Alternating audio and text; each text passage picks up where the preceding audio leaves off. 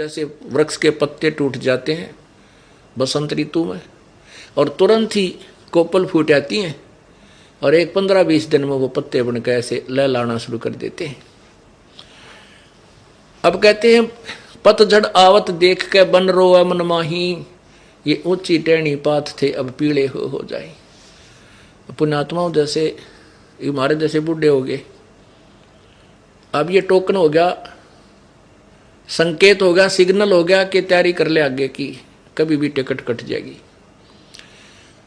अर्थात सफेद बाल होए, बुढ़ापे की पहचान होगी और मृत्यु निकटा ली। बूढ़ा मर जाएगा दादा, पिछत पोते पड़पोते तैयार हो जाएंगे।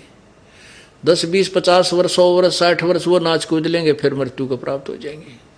नीचे वाले आएंगे वो मर जाएंगे, नीचे छोटे छोटे बच्चे, फिर काल तैयार कर लेता है। कहने का भाव ये है कि ये तो परमात्मा हमें समझाना चाहते हैं कि जैसे वो पीपल का पत्ता या किसी वृक्ष का पत्ता एक वर्ष जो फटफट करके मस्ती मारता है और फिर अंत में पीला होकर गिर जाता है, ना जाने की तो पशुओं के पैरों के नीचे कटता है या गंदे नाले में गिर के सड़ता है। उसी को हमारे ऊपर एग्जाम्पल उदाहरण देना चाहते हैं प्रभु कि पतझड़ आवत देख के बन रोए मन माही, ये ऊंची टहनी पात थे पीले हो जाए। पात झड़ता यूं कहे सुन भई तरवर राय, अब के बिछड़े नहीं मिले ना जाने कहां गिरेंगे जाए। पुण्यात्माओं कितना प्यारा उदाहरण दिया प्रभु ने। जैसे पत्ता गिरता हुआ कह रहा हो अपने पेड़ को कि सुन भाई तरवर राय, इब के बिछड़े नहीं मिला ना जाने कहाँ गिराएंगे जाए। जैसे एक परिवार का सदस्य बीमार हो जाए, इतनी भयंकर बीमारी होगी कि उसको पता लग गया कि तू 1-2 दिन का मेहमान है और शाम सवेरे में तेरी टिकट कटने वाली है। तब वो रोता हुआ कहता है भगवान भाई ना जाने कहाँ जन्म होगा, कहाँ जाना होगा। परमात्मा का यही याद दिलाते हैं कि बच्चों भगवान बज लो, परमात्मा ने याद कर लो, मृत्यु आवेगी, गारंटीड आवेगी और सबको पता है। परंतु डर को ना, डर क्यों नहीं? क्योंकि आप बालक हो, अबोध हो, आपको पता नहीं ये कितना भयंकर जीवन आप जी रहे हो बगैर परमात्मा के, उस पूर्ण परमात्मा के नाम बिना।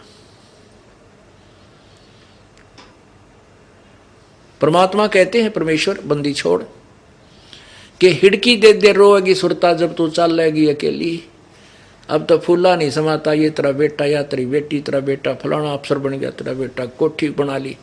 और जब मृत्यु आएगी ना बेटा साथ में रहे ना बेटी साथ में रहे, अकेले को जाना होगा। फिर क्यों कह पछाड़ खा रोएगी, गिरेगी आत्मा जब तो एक ली जाएगी छोड़ के सारे जीवन के जोड़े जाड़े धन है। और जो धन तुझे जोड़ना चाहिए था वो तो छेड़ा भी नहीं, वो तो प्रारंभ भी ना किया, फिर रोएगी वहां कंगाल बन के जाएगी।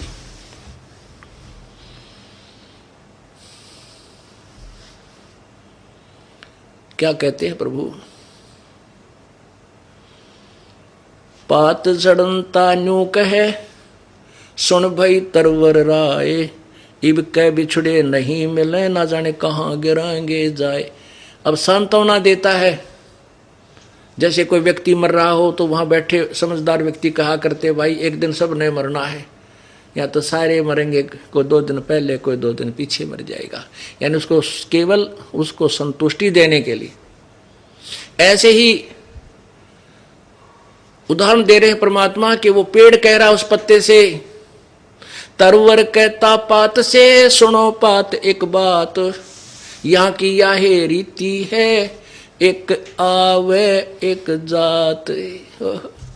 कहते इस काल के लोक में परमात्मा कबीर परमेश्वर हमें समझाना चाहते हैं, यहाँ का एक हार्ड एंड फास्ट रूल है, यहाँ का एक परम नियम है कि एक आ रहा है एक जा रहा है, एक पैदा होता है एक मृत्यु होता है।